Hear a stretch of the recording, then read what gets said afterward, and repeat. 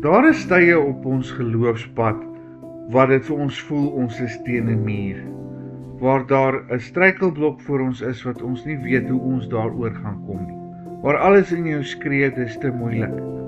Dis juist op daai plek waar hypomone, standvastige volharding, getoets word.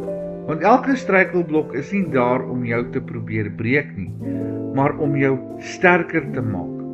God gebruik struikelblokke as boustene van karakter. Wat jy as 'n beperking sien, is dikwels God se manier om jou dieper in sy krag te anker, om jou te leer om meer op hom te vertrou.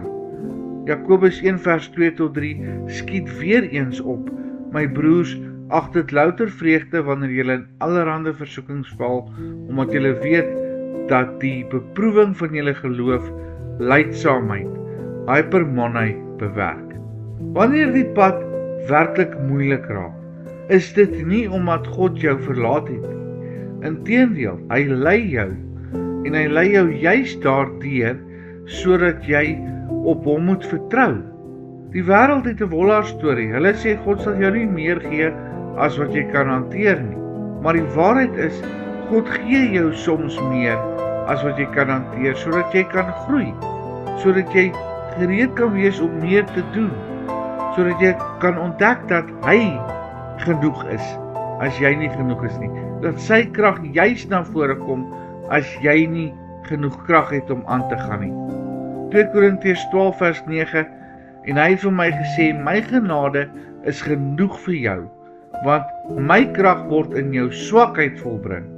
'n Siel wat groei, 'n mens wat geestelik sterker word, is nie die een wat vir pyn vlug nie, is nie die een wat opgee as dinge te moeilik raak nie, maar die een wat glo dat God nog steeds besig is in sy lewe en dat God besig is om iets moois te vorm. Atlete oefen en elke slag wat hulle te veel spanning op hulle spiere sit, is daar klein skeertjies wat dan toegroei en so word die spierweefsel sterker. En so werk dit ook vir ons geloof.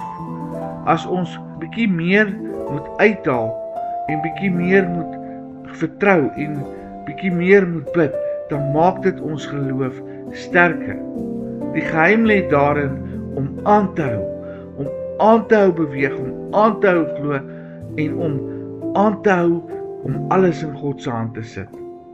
1 Korintiërs 15 vers 58, daarom, my geliefde broers, wees standvastig, onbeweeglik, altyd oorvloedig in die werk van die Here, omdat julle weet dat julle arbeid nie te vergeefs is in die Here nie.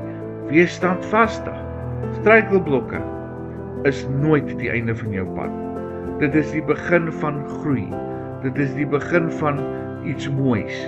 Dit is 'n geleentheid om iets anders te doen, te leer om meer en meer aan God vas te hou. Wanneer jy wil moed opgee, kyk nie na hoe groot die berg is nie, kyk na hoe groot jou God is. Kyk na die een wat beloof het om saam met jou deur die lewe te gaan.